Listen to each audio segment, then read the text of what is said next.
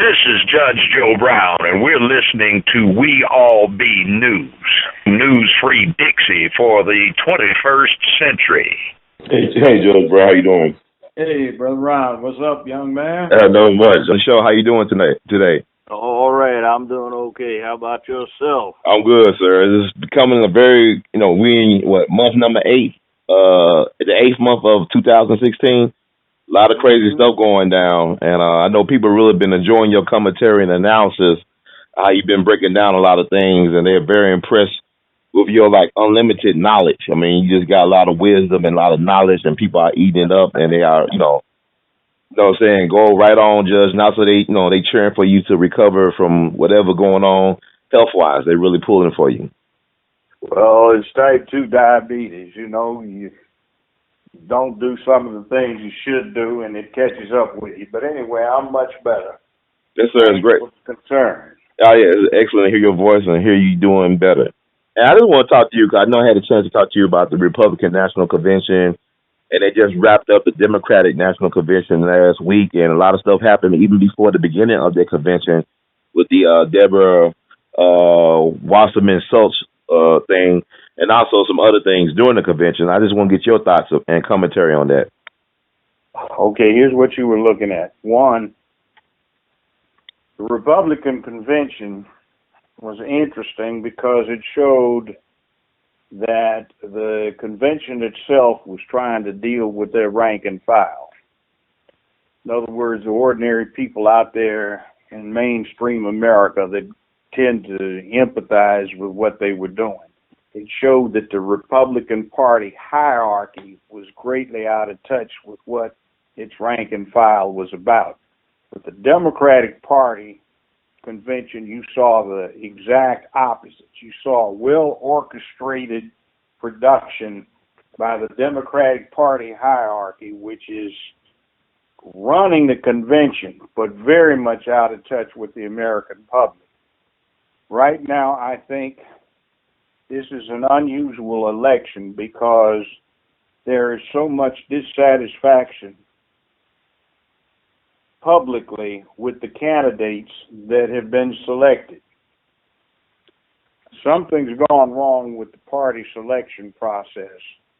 You've got few of the people who vote in the main elections participating in the primary process.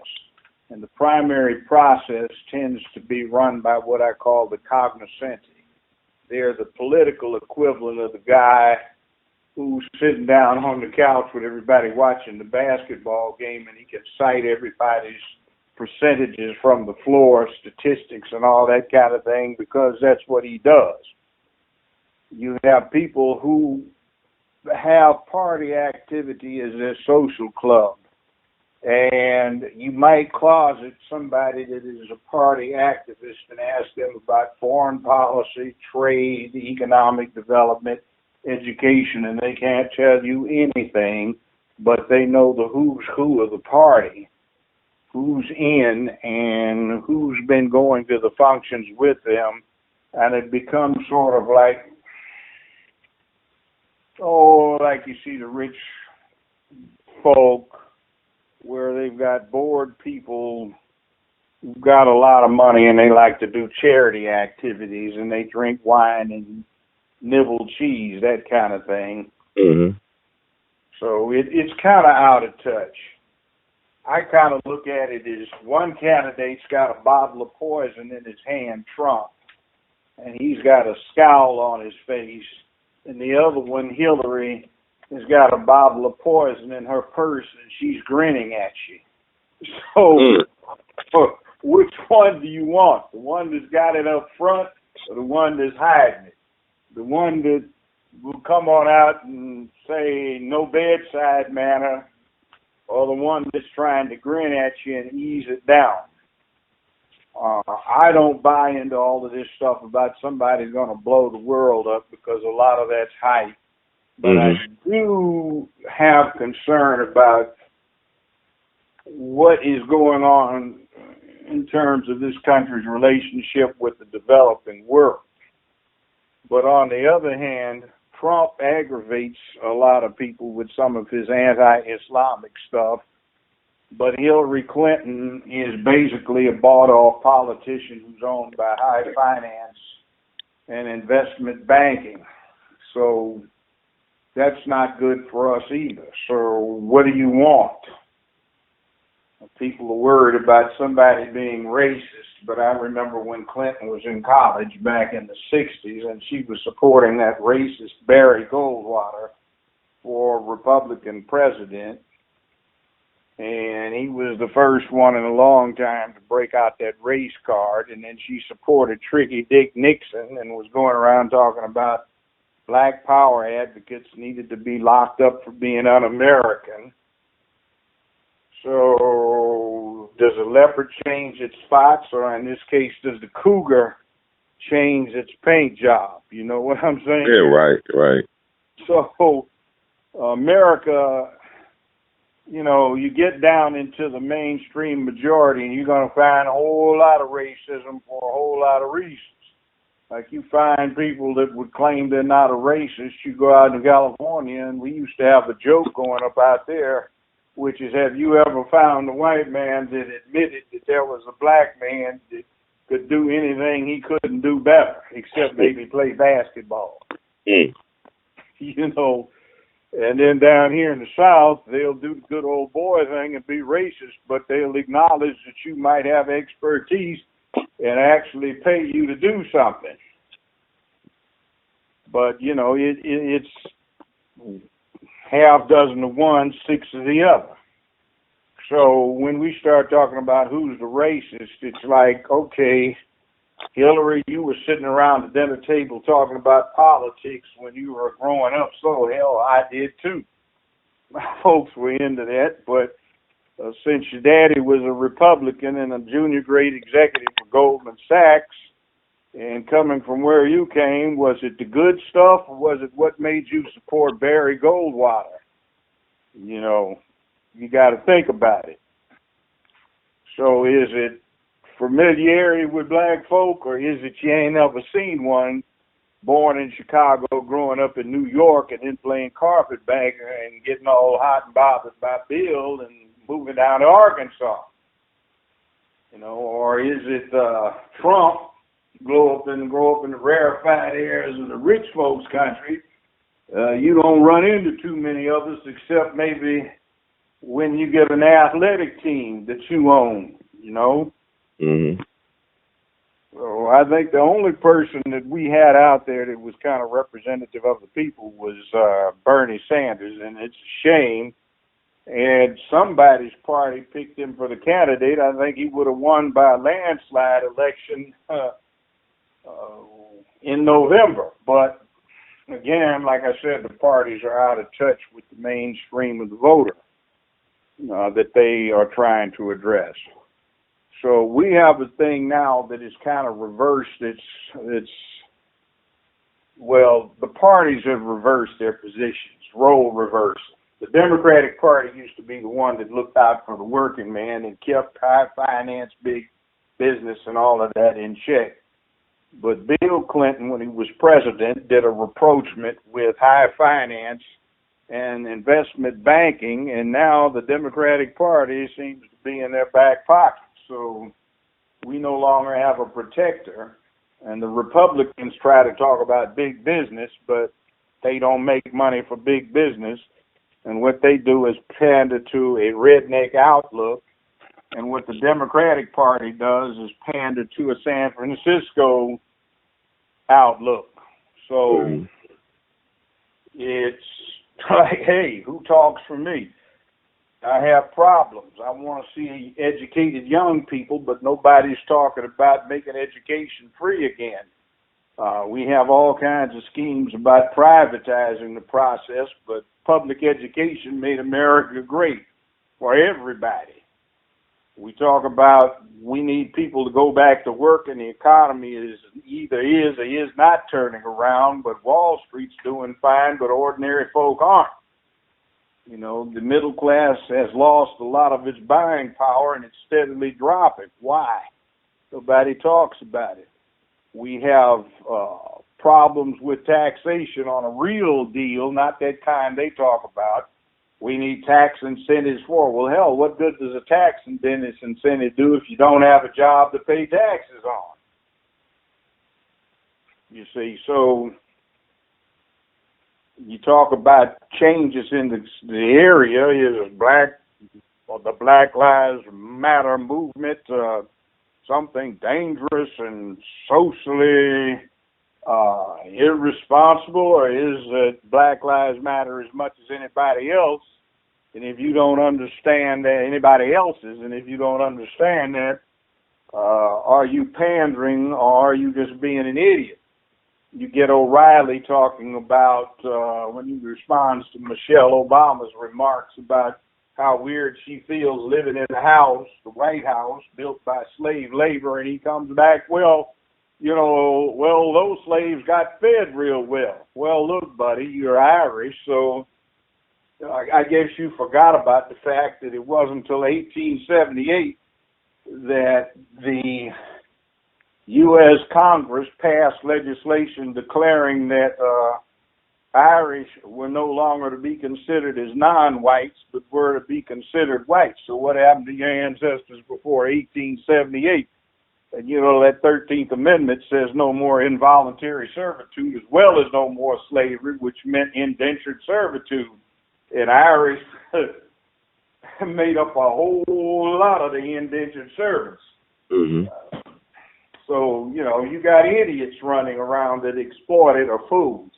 And a lot of what goes on is because somebody's trying to scapegoat someone, need somebody to blame to displace their own interpersonal hostility and aggression because of their own failings. So we've got a big mismatch. We don't have any programs that anybody is talking about from either party to do something about the government's need to intervene and make up for the fact that high technology in industrial production and computerization has made a lot of people obsolete, and there's no replacement employment for them.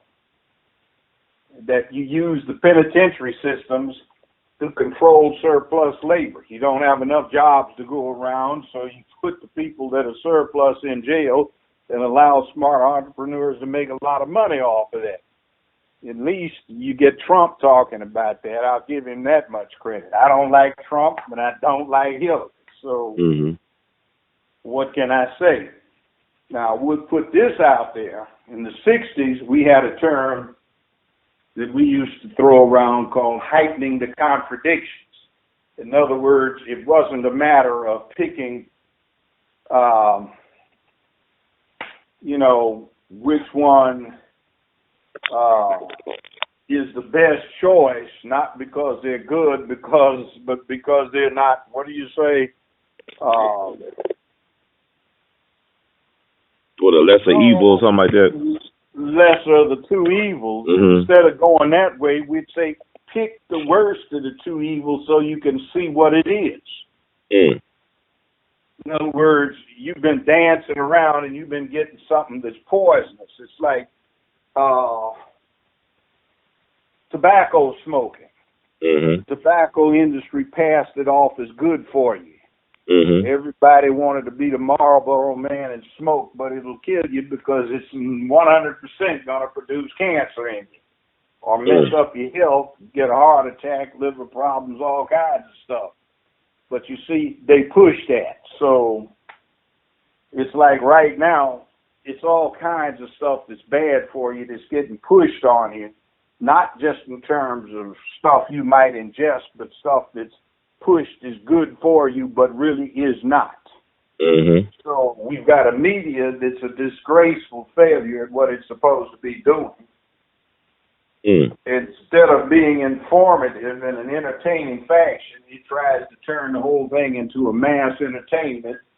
And what's happening that you need to know about ain't necessarily entertaining. Right. You got that namby-poo little crazy, I want to drink wine and nibble cheese attitude about, I like happy news. Well, then go to a movie or something. News is supposed to be about what you need to know about, not what makes you feel happy. Mm-hmm. So we've got all kinds of things going wrong in our particular world this year. But one thing I'm glad of, people at least got energized enough on the Republican Party to be clowning and carrying on at their convention. And for Bernie Sanders, for young people to get engaged with him, but as far as Hillary and Trump go, losers. And it's a shame that the U.S. has produced such a dearth of leadership. Mm-hmm. And that is a very important thing. We lack it on the local level. The Black Lives Matter movement does not have leadership. We lack it on a national level. In other words, there are people you may support, but there's nobody that can say, follow me, and you'll follow that person with any kind of confidence. Mm. In other words, okay, what's the game here? What are you getting out of it? I don't believe you. Or, yeah, Bernie Sanders, I'll support him all day long, but he can't tell me to support Hillary because it's not going to work. You see what I'm talking about? Mm-hmm. So it's a shame that we have dealt so much with what I want that makes me feel good instead of developing what I need that I should have, and that I should have it because I earn it, because I did something I should do.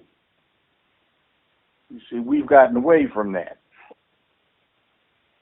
And that is a problem. There's a thing, the last point on that, the American system is strange. It's been long said that under our system, we get the representation we deserve. Mm-hmm. If we get stupid representatives, that's because the people have been stupid. If we get ignorant representatives, that's because the people are ignorant. Mm-hmm. If we get venal representatives, that's because we empathize with it. It's kind of like certain kinds of con games. It's like the pigeon drop scheme. You can't run the pigeon drop con game on an honest man. It takes a dishonest person to run it on. You see, and that's kind of what's going on. You got ignorant folk that run the government. That's because you got ignorant citizens that put them in office. The system depends upon an enlightened, educated, engaged, informed, and concerned constituency. When the constituency is not like that, then neither are the representatives. So we got a mess. Mm. I was thinking about, you just gave so much food for thought, and I was thinking about what you said about Goldman Sachs. It seemed like they did the Glass-Steagall Act on Clinton's watch, the repeal of the Glass-Steagall Act, and then you look at NAFTA. It seemed like the Democratic Party traded in the unions for the Goldman Sachs and the banksters and people like that. It was like a we call made a deal with the devil, so to speak. Yeah, and it's like the unions were important to the country's development. Mm-hmm. They kept the wage profit thing balanced. In other words, 1970, the CEO for General Motors, Ford, and Chrysler made about 4.5 times what the highest paid line worker wage made. Mm-hmm. Now, what is it? Several thousand times more? Probably. And they do less. Mm. So it's unions used to be something where they would make sure that the union members got politically educated, and the union members would take that back to their families, neighborhoods, and associates. You see, mm-hmm. So the word spread. Now there's nothing. It's all about politics, or it's become a matter of secular religion, where to deviate from the party advocacy becomes heresy. It's not very good. It's interesting because I'm thinking about, it's kind of weird just looking at that Democratic convention. It seemed like it's like a comedian said, it was like a black woman expo, like how they're using all the black women, because they said black women are the most educated group of people in America. and a lot of black women are really crazy about Hillary Clinton. They really don't going hard for her. And I was very concerned about the use of black pain for white gain. Like I look at the mothers of the movement segment of the convention. What about the 20th anniversary of the Million Man March? Oh, well, okay. The first one, Minister Farrakhan, and brothers put it together. The second one, a few years ago, it looked like a women's social club. Mm. So what do you think is going on with that, the use of black women for these? It's the feminization of America, and black women have become the idol of the white feminists because, as the white feminists said a lot that I heard them say at some of these cocktail parties in Hollywood, black women know how to keep their men in place. Whoa.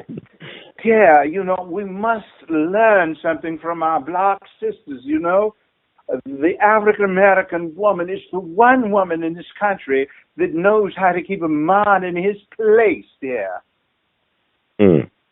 Wow. I heard that over and over. That's like as common as I used to hear back in college in the 60s when they had that anti-war thing.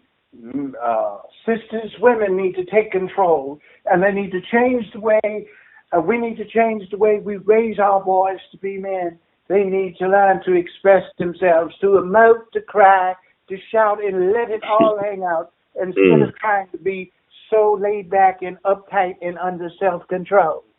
Yeah, we see what happens when you get males who are overly emotional and out of control. They get out of control.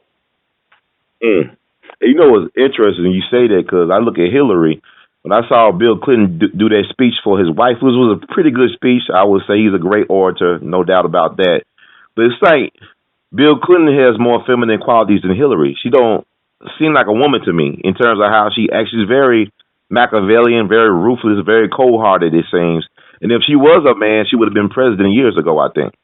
Well, I believe she was the mastermind behind Bill getting elected. I don't think so. She's not as smart as he was. See, Clinton grew up in a trailer park. His father was a drunk. And he managed to be a Rhodes Scholar. I think what you're getting is Hillary has been a long-term feminist, and there's some rumors about her being something else, but that's her business. Right. But, I don't think she really likes men. And I think that sense is not known by some of the feminists who, in supporting her, are getting revenge for what they think is the evil that men have done to them over the years. Now, they're entitled to feel whatever they feel, believe whatever they want to believe. But there is an old thing called the yin-yang principle. You know, that circle where it's got two teardrops, 2 drops of water, 2 drops in it. One's black, one's white. And on one end, it's thin, where the black side is, little tail, but a big, thick white head, and then that little tail. In other words, men and women can do the same thing, but sometimes we do things better, all right? It's the yin-yang principle. It's balance, and that has gotten way out of balance in America. For 50 years, they've been de-emphasizing masculinity. For the last decade, only approximately 28% of each year's high school graduates have been boys. 68% of the country's undergrad students are female. 64% of the country's grad students are female. And have you ever heard of Take Your Son to Work Week? No. See, that's what they do. They have special programs for girls, but they get all up in arms if you try to have a program for boys. Can't even have boys sports now. They want girls to play varsity football. My son played varsity football in high school. He was a defensive end. But he's a big guy. He's 6'3" going on 6'4", a lot bigger than me. In the Navy now. But see, he used to tell me there was this one high school out in Mississippi that had some girls on the team. And Mm-hmm. he used to talk about how weird it made the boys feel because you've been taught your whole life boys should never hit girls. Right. Here they put a girl in front of you and you're supposed to hit her. I Right. mean, it's like you really can't unload like you do in a real football game when somebody you got to hit is a babe. Mm-hmm. It's like if you did it, you feel like you hurt them. And if you do hit them, they feel kind of squishy when you hit them. That's the way the boys told me it felt. Yes, sir. And then if you don't play flat out, you get hurt. So you got to compromise what you're doing not to hurt them because you've been taught not to hurt them. So it's like, what is this? Right. What am I supposed to do with this? I can't hit her as hard as I'm supposed to. But she's going to try to hit me.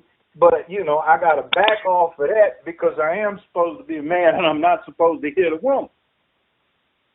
But here you go, you want to put her in front or, you want to put her in a position where you're supposed to hit her to play the game. So, you ruin the whole game. And sometimes that's like what it is in real life when it's not just playing high school football. You see. Yes, sir. So there is this element that you see with Hillary of a lot of women are saying, it's our turn now.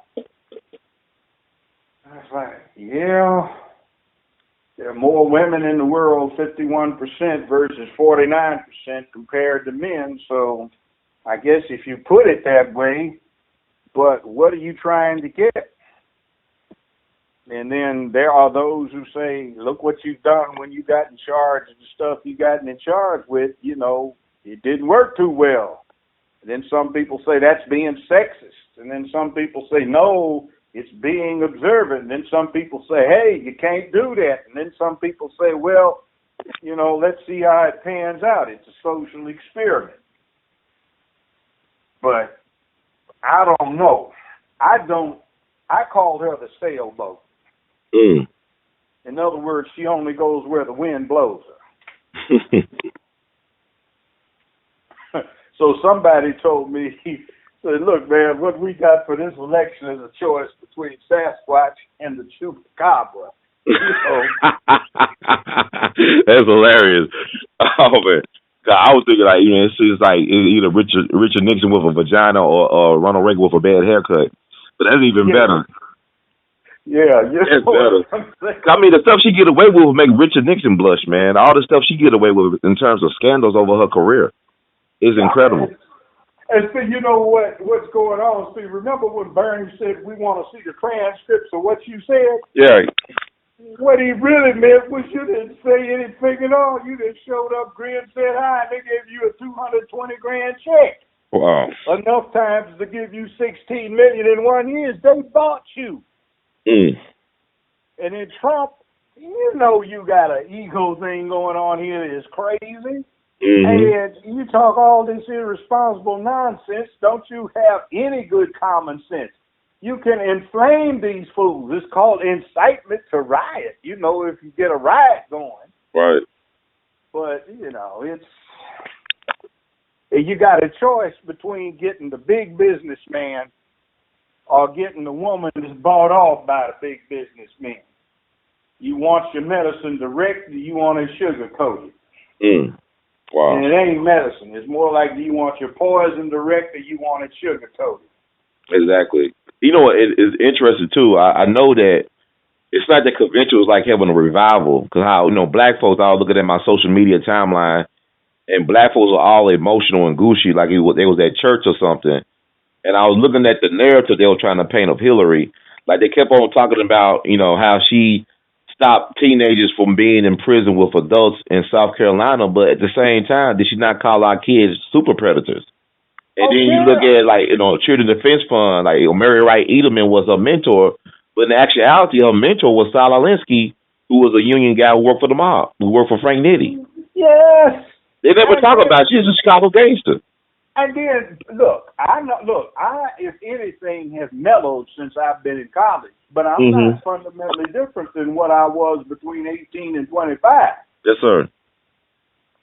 You know, so I'm looking at Hillary between 18 and 25, and I'm looking at support for racist Barry Goldwater. Right. Who brought the race card back into play. Mm-hmm. I'm looking for her support for that crook Tricky Dick Nixon. Yeah. And I'm remembering her going around talking about black power advocates ought to be locked up. Mm-hmm. You see what I'm talking about? Yes, sir. I can remember Bernie Sanders going around, you know, being chairman of a CORE chapter in Chicago, going to jail to stop segregation in housing. I can remember him being out in a group of several hundred black folk at a rally, and he's the only white face in there, and he is not feeling uncomfortable. And then I can remember her little prim, upper middle class wannabe self. Mm-hmm. Talking all of this right-wing nonsense that sounds very what you would get out of Ronnie the Reagan, see, St. Ron. and see, he's another classic example. They love him. They made a saint out of him. Right. But he got so many of them broke. So many of them lost their jobs, savings accounts, cars, you know, retirement funds, lost their homes, but they loved him. Right. Because it's the same reason they like Hollywood. It's like John Wayne. They call John Wayne an American hero. They think of him as a war hero. What the hell did he do except act? Right. He didn't fight in no real war. He didn't fight. Mm-hmm. They think Ronald Reagan was a war hero. He just made propaganda movies. They talked about that when he ran against Jimmy Carter. Jimmy Carter graduated #1 in his class from Annapolis. Mm-hmm. He was Commodore of the North Atlantic Ballistic Missile Submarine Force in the Cold War. Mm. He did that Hunt the Red October stuff for real. Down at 800 feet, you know, for several months at a time, commanding a nuclear ballistic missile submarine. And then they got somebody made a movie, Run Silent, Run Deep, where he's the brave American hero submarine commander. Mm. But you know, this is white folks for you because they got to make Rocky like he's a real boxer. Where we had Muhammad Ali and Joe Louis and Jack Johnson. Wait. They showed this to me last time I went to Philadelphia. Mm-hmm. It was the second time I'd seen it. They took me by the statue of Sylvester Stallone as Rocky in downtown Philadelphia. That should be Joe Frazier's statue. You know what I'm saying? That should be Smoking Joe. They made a statue of a fictional person. Exactly. How about Nat Turner Park in Memphis, and they got Mason Bedford Forrest sitting up on a horse in bronze with his bones under it, presiding over the Negroes in Nat Turner Park, you know? What time is that? Wow. And then speaking of which, look at all the colored folk jumping up and down. Oh, Mr. Turner, oh, Missy Clinton, oh, Missy Clinton. We sure love the Clinton. That sure is good masters. Oh, Lord. Master Bill was so good to us. He didn't sell too many of us down to the cane field. Oh, Lord have mercy. We're going to get Mr. Clinton. I know she's going to be good to us Negroes. Oh, yeah. You tell the truth about that. You know what's funny? It's not funny, but it looks like at that convention. You know, yeah, look. But Look at them. But you know what was interesting? I went to De'Armond Bailey's funeral last year in Memphis. You know, Bill Clinton was he did the eulogy. And you know, Bill, one thing about him, he's very charming. He got charisma, and he said something like, you know, when I was growing up, I used to eat these things called Jackson's cookies. My grandfather used to sell Jackson cookies, and the black folks said, "Oh yeah, Lord, he liked Jackson cookies too." You talk about the Jackson cookies. The black folks, man, he just know how to relate to black people like that. It is really, really smart. Well, I heard him tell some truth. It was in 2008, I think. At that. Well, it might have been 2004. Okay. He had reunion of that Selma March. Yeah, 2004. Okay. He said it was a very brilliant speech. Brilliant. Long but brilliant and entertaining. And he said, you know, the truth about the civil rights movement is it didn't do all that much for African Americans. But what it did is it liberated the Southern white man. Yeah.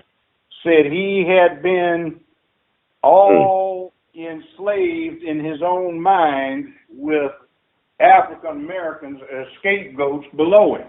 Right. But he fought a civil war and died for some rich white people who were promoting a system that kept him broke and poor. And spent more time trying to be a racist and hold down black people than he did trying to get himself together. But the main beneficiary of the civil rights movement were the white men that it liberated. Wow. Bill Clinton was necessary after that run of St. Ron the Raygun and that bozo George Herbert Walker Bush, who I'll give it to him. He had some credentials. He did what he did. And then we got from him George Wacko Bush, his son, the moron. You know, and to show you about advantages, L.A. Times ran his stats. You know, he got in Yale University with a 1.63 GPA. I did not know that, but I know he was a legacy, so. He had a D average to get in. I didn't know that. Yale. Wow. And see, 2 years after he got in, they changed that. So, you see, that's what you can do for it. You got a smart man. See, his daddy went there, his uncle went there, his grandfather went there, etc. Daddy had, I'll give his daddy some of his particulars. His daddy, George Herbert Walker, was the youngest American combat pilot in World War II. He got out and he finished and got his bachelor's degree in 2.5 years after he graduated. Well, not graduated. He graduated from Yale in 2.5 years. He was Dean's List, A average, captain of the football team, captain of the baseball team, president of his fraternity in 2.5 years. That's okay. I don't have a problem with that. And then you turn around with a dumb bunny for a son that wasn't even the bright one in the family. See, it was Jeb Bush who was supposed to be the star. George was a mess up. And Daddy had to buy him out of all those women he got knocked up being irresponsible. He was a drug addict and a drunk. He was AWOL from the National Guard for 9 months, and that was because they had instituted a pee plan. Everybody on a flight crew had to give pee once a week because they had a big drug problem. He was running around stoned so much he couldn't pass the pee test. Now, you see, but that's who he put in the American presidency. You see, that stuff they did down in Florida with those Debo voting machines where they talked about dangling chads. There weren't any dangling chads. Right. Those ballots were printed off register. The machines couldn't read them. But you see, he won. He did not win Florida. Right. The vote count, when they went through and took statisticians and accounts, and, you know, CNN participated with USA Today, UPI, Associated Press, and Fox, and they never even mentioned it. When they had their own accountants count every damn ballot, Gore got 62% of the vote. He's supposed to be the president. So you got a lie in there going on with the politics. And you got a lie with Clinton. You got a lie with Trump. It's just which is your favorite flavor of lie. And see, the young women, I'm proud of them. They did not get fooled by that. They wanted, you know what they really want, and it was why my show was so popular, but why Hollywood played it down. Okay. What America wants is a good father figure. Particularly the young women. You see, why would the young women support a 74-year-old old white man with gray hair? Right. Because that was granddad. That was dad. That was uncle. That's what they want, not somebody running around trying to be a girl. Mm. They wanted somebody, this granddad, to tell them like it is. What's going on? What's happening? Mm. This is what time it is. This is the excellence. This is what we can do. This is hope. This is something to strive for, not to go for the lowest common denominator of mediocrity. You see, but this is what they got run game on. And then, guess what? When you get the Russian hack, it turns out that the DNC, Democratic National Committee, was trying to jack Bernie around so Hillary could get it. And look at what they're doing right now. Now, they've got 3 presidential debates scheduled, and the Democratic National Convention is trying to get them set up for Sunday night or Monday when they got some heavyweight NFL teams playing. You know what the country loves more than anything else. Yeah, but think about it. It's a man thing. Mm-hmm. So when the men are preoccupied watching the ball game, the girls are going to get a thrill watching Hillary. Man. Wow. You see, it ain't right. What is said about American people, though? Like, you know, when it happened in 2000 and people played it cool, and, you know, we're 16 years later, you know, we still dealing with a lot of stuff. A lot of stuff has happened since that time period. And look what happened. Yeah. Look what happened. If it had been played straight, we wouldn't be over in Afghanistan. We wouldn't be in that mess that we put ourselves in with ISIS because we went and took ourselves over to Iraq and destabilized the region. See, we talking about ISIS. Go look at George Walker, Wacko Bush, and those weapons of mass destruction lie he told so his family business Halliburton could get what they finally got over there. Yeah, I can remember like it was yesterday when the UN inspector, Hans Blitz, whatever his name was, he kept on saying they couldn't find anything. There wasn't anything. It was a big lie. Mm-hmm. And we fought on a lie anyway. That's what I'm saying. I can remember leading up in 2002. I remember like one of the voices against the war was Paul Wellstone, how they did him, how he died in that crash with his wife and I believe his daughter. You know the Senator Paul Wellstone, the Jewish guy? Yeah. Yeah, he was one of the leading voices against the war, and all of a sudden he's dead. From Minnesota. Mm-hmm. So, I mean, I'm saying they do stuff like Ron Brown. They do stuff. Remember things Otis happen. Redding? Yes, sir. Remember Otis Redding, Doctor of the Bay? Yes, sir. Died in a plane crash? Yes, sir. They had 4 people on board that same plane, 5 that were crucial witnesses in that Watergate thing that hadn't testified at that point. And the only person that survived that plane was Ben Colley. He couldn't even swim. Mm-hmm. I said, so they do what they want to do. But I heard Otis, like I talked to some of the old timers, they were talking about how he was very business-minded, man. He was trying to control his publishing and stuff like that. And he was encouraging other musicians to do the same, other black musicians. Yeah, but the point is he was riding on a plane with 4, maybe 5 crucial witnesses in the Watergate mess that were to set up to testify. Oh, wow. Okay. That's the point. Mm-hmm. See, is there a coincidence?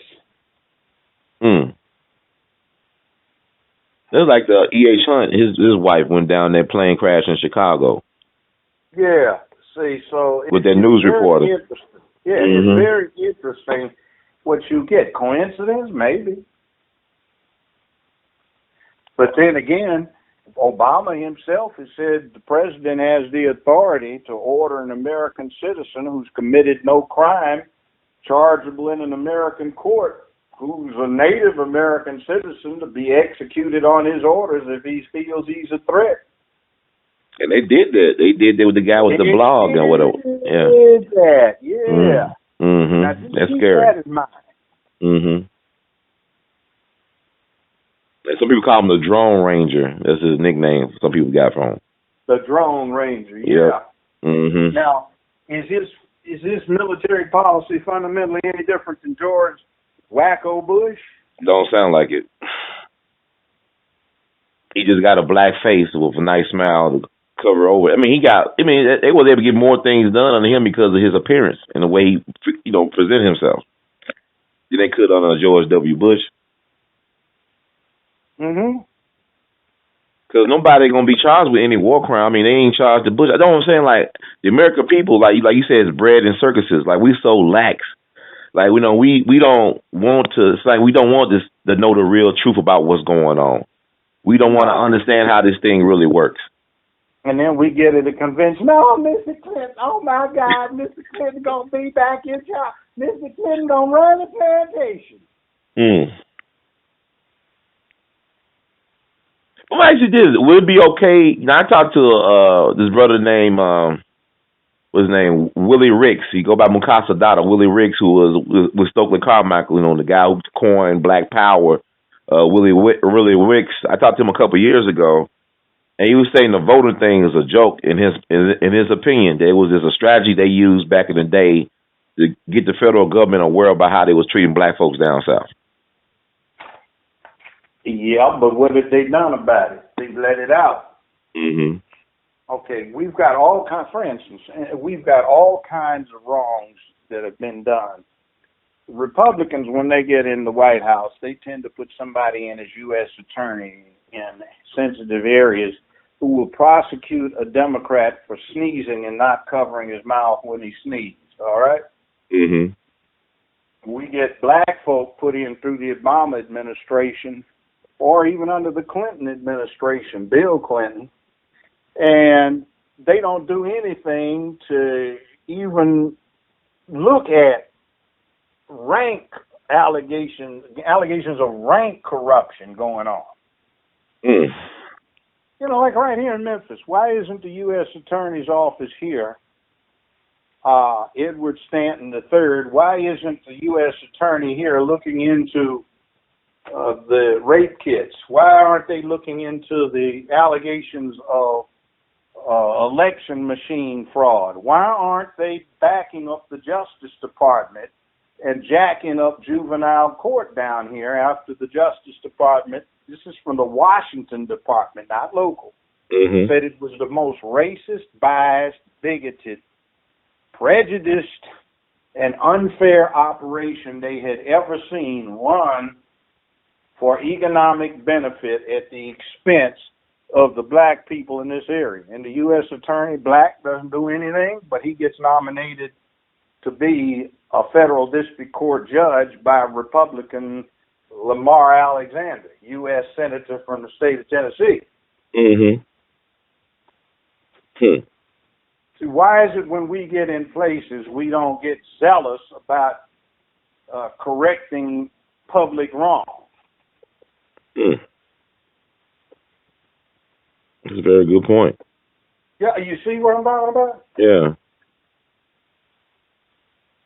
But but it's interesting you say that because then we critique the younger people for protesting and for obstructing business as usual. We get mad at them. I mean, some of for doing, but they see there's a problem. They see there's no solution in this system as it presents itself today. So what should they do? Like you said, who is going to lead us? Who can lead us? That's what I'm saying. There's a dearth of leadership. But then, what's funny about this area, we've got a director of police, Rollins, that was conscientious enough to go down there and join in the protest on the bridge. We can't even get black folks to support it, are we? We get preachers, but they're so busy trying to get people to come to their church to put money in the collection plate. We don't get any leadership from that direction. So what's going on here with this picture? Excellent point. That's why I say I'm kind of concerned when after that march, like you said, they shut down the bridge. They went to the church the next day, and I'm saying we got all these churches on every street corner here. We America's poorest big city. Yeah, and we got all these churches on every corner. And then look at this other thing too. Talking about violation of civil rights. We have a TBI report that says Officer Schilling, the one that Amy Wyrick said she couldn't prosecute because she didn't have the authority. Oh, who doesn't have it if not her? You know, the report comes back that with that boy that got killed, that he supposedly shot in self-defense, it turns out he had a gay relationship with him. That's whoa! Wait a minute. Darius Stewart had a relationship with Officer Schilling, a homosexual relationship? That's what the TBI report shows. Really? Wow. So that makes it look at it. Then there was a hint that there was a blackmail threat going on. That makes that whole thing a first-degree murder case. And then this man, he resigned, right, with benefits? And nothing happened to him. So why was the U.S. attorney involved in that? When that thing happened with Rodney King out in L.A., and they let him go on the state level and had that L.A. riot, the U.S. attorney in L.A. got involved and they got convictions. What's happened here? I didn't know that. Wow. So that's the TBI report right now I can get.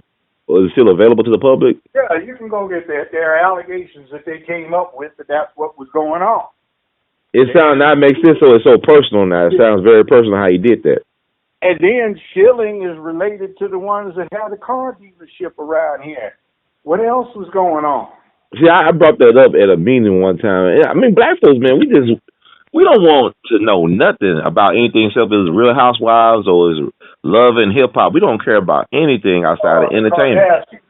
But wait a minute. We're supposed to have black representation. We have a black U.S. attorney. Yeah. He's supposed to take care of that on our behalf. Has he? No, I mean, today's date, that happened last year. That's been over a year ago. Yes. Darius Stewart thing. So what good does it do us to get black representation if they try to be nice Negroes instead of taking care of the business? They want to be where they are for the status and for the resume, not to be effective. They don't want to be effective because that would offend somebody. And if you offend somebody, then you might cut yourself off downstream and not get a good lifetime job. And see, I don't know the young brother personally. I hope I'm wrong, but hey, I've been about this business for 40-some years. I know what I'm looking at when I say somebody ought to go after that. Now, I didn't get elected, though actually I won the election, but I got cheated because they did a fraudulent thing on what was going on, and they're coming out with the stats. It's too late to do anything about it, but I got about 70% of the vote. But we haven't had an election around here for 15 years. We've had selections using hacks into the system. But, we don't have anybody in positions when we get voting power and we can actually exercise it, which now we can't because the machines are hacked. And all it takes is a majority resolution by the county commission to replace them. The money's been put into account by the feds. An account by the feds has been there for 8 years. But every year we get at least 3 black Democrats, and it's not all the same group, who say, no, we don't want that. Why not? That's crazy, man. Well, then, can you blame folks for not wanting to vote if our vote doesn't count, if they're not counting our votes correctly, if they disenfranchise the people the way they are, especially in the primaries with the Democrats, or how they disenfranchise Bernie supporters at the voting polls? Should we vote at all? Yeah, well, we should, but that's why I said heighten the contradictions. Go out and vote for the wrong people on purpose. Right. And let's see who's going to fight about who controls the election process. Now, that sounds very interesting. I was thinking about something like that because I talk to people, especially black people, about Hillary and Trump, and I said, everything you're afraid that Trump's going to do, they already did with the Clintons and other people. They already did the stuff that you afraid Trump's going to do. Yeah. So I don't understand. Well, we have to get the lesser of two evils now, get the worst of them, so you really see what it looks like. Yeah, cause I think people don't. Yeah, we so used to living in pain and discomfort, we think it's normal for people to live like that. And then when somebody grins in your face, you like it. Right, a very emotional response, not a very logical one. So if it was logical, Hillary should mean. I mean, like you want a woman that bad that you. I mean, she might got the qualifications, but her character is so sorely lacking. You can see that she lacks character. Wait a minute. Let's look at the track record. Everything that woman's done when she's had a chance to do it has been wrong. She voted for and supported Barry Goldwater, Tricky Dick Nixon. That stuff about black predators in the young black predators in the community. All of that other nonsense. That stuff is, let's overthrow Gaddafi and create a bigger power vacuum, which any first year political science major knows is a bad thing to do. She was for it. That debacle in Benghazi with nobody in charge. It's supposed to be somebody out doing tea, eating cheese and wine, drinking wine, and instead of taking care of your business or getting it organized, supporting that wacko Bush thing with weapons of mass destruction. You know, she's been a disaster. That whole thing with the 30-some thousand missing emails. The FBI says she claims she inadvertently deleted them because what we want to look at to see if any state secrets were being passed. You know, it's easy enough to hack into emails. So you've got one that's supposedly secure, at least the U.S. government who can do what they can do is trying to make it secure. So you use your own private server to go send state secrets through. Let's assassinate Gaddafi next Thursday afternoon. Yes, that's okay, blah, blah, blah. And you send that through and people can't, and the State Department can't even get your stuff. The State Department computers block it as junk mail. And you ordering stuff for your own personal purposes over your same email server, which is so, it's like sending a postcard. It ain't even a sea of letter. You know, I was just thinking about what you said out there. I was thinking about what Sandy Berger did for the Clintons, I think, when he went to the National Archives and stole those documents and destroyed them. I think he was his former Secretary of Defense or national security person. Sandy Berger. Yeah, when he stole those stuff from the National Archives related to the Clintons and destroyed it and got a pat on the wrist. He got a slap on the wrist, excuse me. You're right. Let me say this. The most crooked politics in the United States of America are in Louisiana, Arkansas, Mississippi, and Tennessee. So where are the Clintons from? Arkansas. Last 40. Yes. I would tell people Arkansas is such a mob state. You got the Sam Walton headquarters, Walmart. You had a Rockefeller who was Governor Winthrop. Then you had Hot Springs where all the gangsters used to vacation at. You know, Lucky Luciano and Al Capone and Oni Madden used to run it. And that's what Clinton come out of. Mena, Arkansas, the CIA, you know, drug distribution center. I mean, all this crazy stuff going through Arkansas. And even the lane Arkansas ride of 1919 when they killed all them black people. Equal opportunity criminality. Republican and Democrat. You're right about that. Wow. You are right about that. What about Texas, though? What do you think about Texas? Texas is kind of on the big side. It's kind of diluted. Okay. But, you know, I'm just saying for concentrated political wrongdoing, paying their elected officials probably the least in the whole country. Tennessee, Mississippi, Arkansas, Louisiana. And all them black politicians down in Mississippi, that's interesting. And, you know, that's very fascinating. Because they have more black elected officials than any place in the country. They have to brag about that. But I look at the conditions of black Mississippians overall. Has it improved since the 60s? No. You know, but, you know, they do have money. They're not broke because they've got the casinos. Oh, yeah, they do. I mean, you look at Benny Thompson. I mean, he's wealthy. Yeah, well, look at it this way. Those casinos are supposed to be in Memphis. They've okayed pari-mutuel betting for 35 years, and they can't be because Nashville and the rest of Tennessee doesn't want black folk to have their hands on any money, so they keep blocking it. And it goes 24/7 down to Tunica, etc. Mississippi's schools have gotten so good, they're beating California's now. Oh, wow, I didn't know that. Okay. Yeah.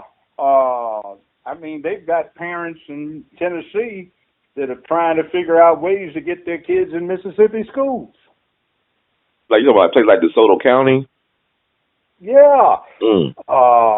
Horn Lake and so forth, and Olive Branch, and I was shocked. My son went to Ole Miss, you know. He picked it. I was going to pay for it. Then when I saw how little you had to pay, I said, good gracious, that's all they charge? It's like a little best-kept secret, so to speak. Yeah. It's a nice campus. New. I went down there, all brand new facilities and everything. I said, man. See, but they've got that money they get in from that gambling. So you guys, let me ask you this: you think it would have been a great idea for Memphis to have casinos? I know Harrington was trying to get casinos here when he was mayor earlier in his terms. Yeah, but they keep blocking it up in Nashville. We okayed pari-mutuel betting in a referendum back in the 80s. So it's legal here, but you got to get the okay in Nashville. They won't give it because they don't want money to come into Memphis. Even though we the biggest tourist attraction in the state, but Nashville, they really booming. They don't want no rivals on. They don't want black folks to have that type of power. Well, see, Nashville's a big country town. Big backwoods hick town. Memphis, for all of its problems, it is a city. But but Nashville is nice though. I mean, you go to the downtown, the little entertainment district. It's like they stole our narrative though. Like they stole our story. Oh yeah, they did. Well, I like what you talked about. I know we talked before about how Memphis could be the Chicago of the South. Chicago of the United States, not the South. Oh, okay. If they had better, we had better visionary leadership and people that were willing to do stuff. Just think about it. All of those ships that come into the East Coast that make the East Coast what it is, just think if they came into Memphis. Hey, you can get ocean-going ships up to Mississippi, but you don't have to because you can load everything up on barges. You can do them in Tokyo and run the barge transports through the Panama Canal, bring them on around to the mouth of the Mississippi, down in New Orleans, and unload the barges and bring them up to Memphis, run them through customs here. You can bring all that stuff that they put on barges and on ocean-going barge transports in Europe that they bring to New Orleans, that they'd like to bring more to New Orleans, and bring them up to Memphis, running through customs, and where you have the distribution center, which this is what it is anyway, and you get that kind of transport, you can build industry and all kinds of other things. People have jobs and crime will go down, I think. And people it'll be a lot of jobs and it'll be booming. But you see, here's one of the bad secrets that we have. You know, there's no public assistance for an able-bodied male in the state of Tennessee. So you don't do right for your school system. They drop out. You got a juvenile court that encourages criminal activity because it's profitable. They make money to privatize. You got a DA's office that demonizes the black community and only represents 24% of the county. You know, you've got corrupt politicians and absentee black leadership. And I say absentee because I'm being generous. I won't say it's all corrupt. It just doesn't exist. Absent from the scene. So you screw this whole place up.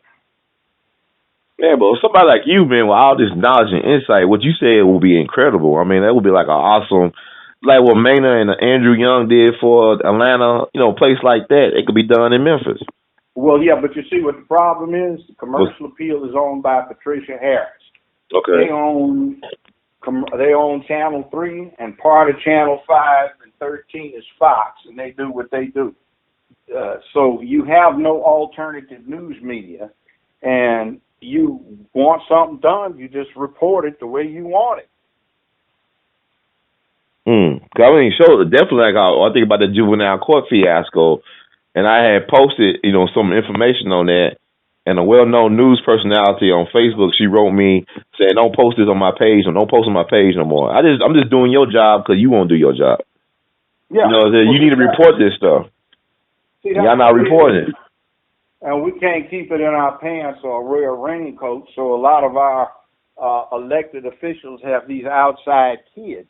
Right. That they Exactly. blackmail by. A lot of the white ones do too. Mm-hmm. And there's, we don't have any part of that play. 96% of the vote that get jacked up around there are black. Mm. And we have no effective black representation down there. We got one or two, and one of them we have down there is, he's a Clarence Thomas type. Mm.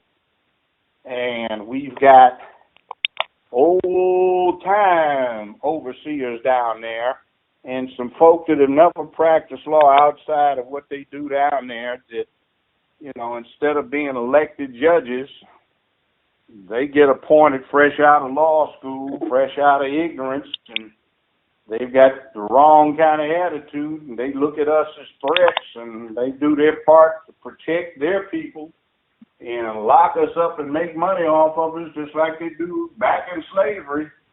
And then what can you say? It's the biggest majority black city in the United States of America.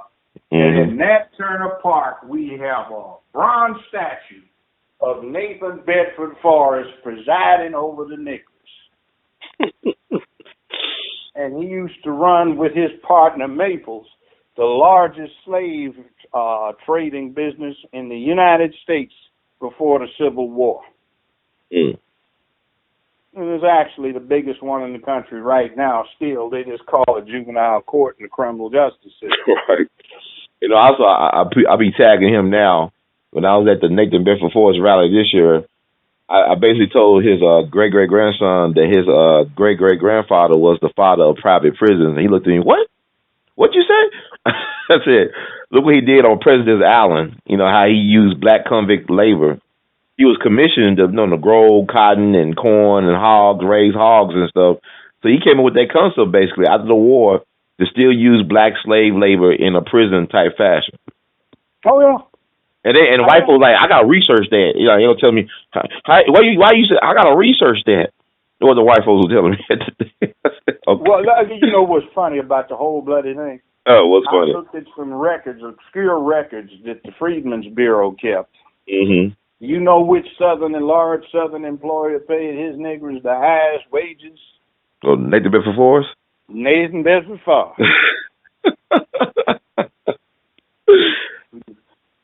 Like you said, you got to heighten the contradictions. Yeah, well, he's like the ClINton of the 19th century. Exactly. That's what I was looking at. Yeah, I do all this research on him. You got them niggers working. They think stays prospering because they've got massa fast. Busters with the mostest. But that's my thing, yeah. My thing, I'll try to tell them they need to just move his body back to Elmwood with his wife and put the and I'm not saying desecrate that nice looking statue, but my understanding, somebody told me that they switched that statue from facing north to the south back in the 1940s. They may have. That was a black elder told me. I said, okay. Because you remember them doing it. I said, that makes sense. I wouldn't be surprised. He'd be looking. Nobody could see him if he was facing into the park. So they put it out. Yeah, neighbors, think you got it good now. Thinks you're running this place, but spare the Nathan here. He makes sure things stay where it is. I'm not trying to get on white people. I mean, they do what they do. Some of them are good people. Right. I suppose there are as many good people proportionately in the white race as there are in the black race, and about as many bad ones and about as many silly ones, stupid ones, and ignorant ones. Mm-hmm. It's just when there's more of you, you can do more damage. Mm. The problem is when they got these ignorant Negroes who don't realize that they are now the new majority. Mm-hmm. They still act like they're the minority. Just think about that.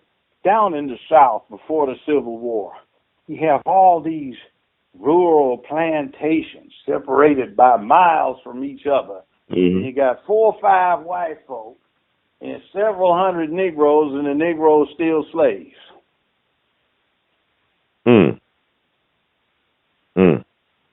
That's a mind control, like the elephant that stays, attached to that small little thing in the ground, that little pin in the ground, knowing it because they don't even understand the power of his, of his potential to be able to move.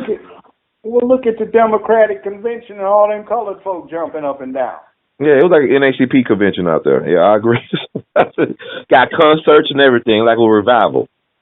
Yeah. I thought they were going to pass around some fried chicken and a donation basket, We don't get any play from their folks. You got a black president, and he didn't even nominate a black man for U.S.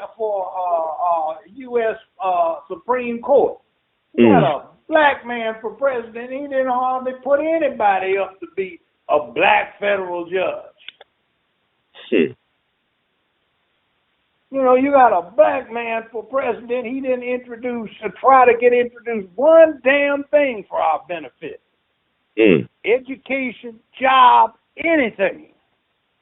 The gays got a lot of stuff. I mean, that's their right, They were organized. They demanded they were organized and financed. They were organized. It's their thing, but look at us. Yeah, that's a great point. Got a black president, you can't get no play, man. That's deep. That is very deep. Been there for 8 years. Like, dude, when you got elected to your second term, man, that's when you let it go, man. And you start hitting it hard for the people. No, Now, if Barack didn't do it, you think Missy Clinton gonna do it? She already got black folks eating down her hand. I mean, the fact that you talked about Bernie Sanders, his activism during the civil rights movement, I mean, he had such a disconnect with black voters. Yeah. There was such a disconnect, even though he did more for black folks the same that Hillary ever did, really. Yeah. I just think that's interesting. So it's like what Malcolm said about the media, like you said about how the media is controlled basically by a small group of people in Memphis. It's the most powerful entity on the earth because they can make your friends your enemy and your enemy your friend based on perception. They control the narrative. You know what I'm saying? Like the voting thing, I don't know, man. Because I look like you said, these folks ain't really, nobody's excited to vote for these people. Even they so-called supporters ain't that excited. Yeah. Now, why are you supporting Hillary? Well, she's been a long-term Democrat, and Bernie, he's been an independent. What the devil does that have to do with anything? Exactly. You're rewarding somebody like you do now, instead of graduating, you get a participation slip showing a certificate of attendance instead of a diploma.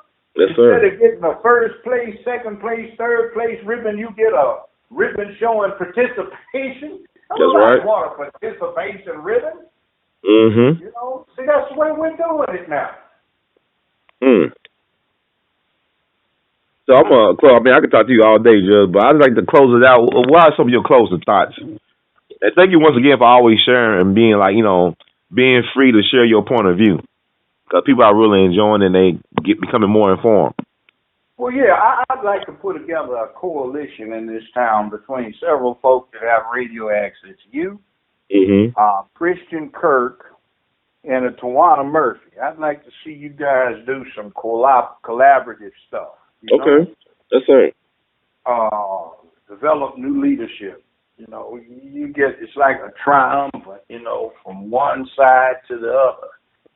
So, you understand the masculine aspect, and that's necessary. Christian Kirk is more into the intellectual stuff, and she's a good black woman who does not like to see the brothers dumped on, and Tawana Murphy is somebody that's grounded deep inside the community.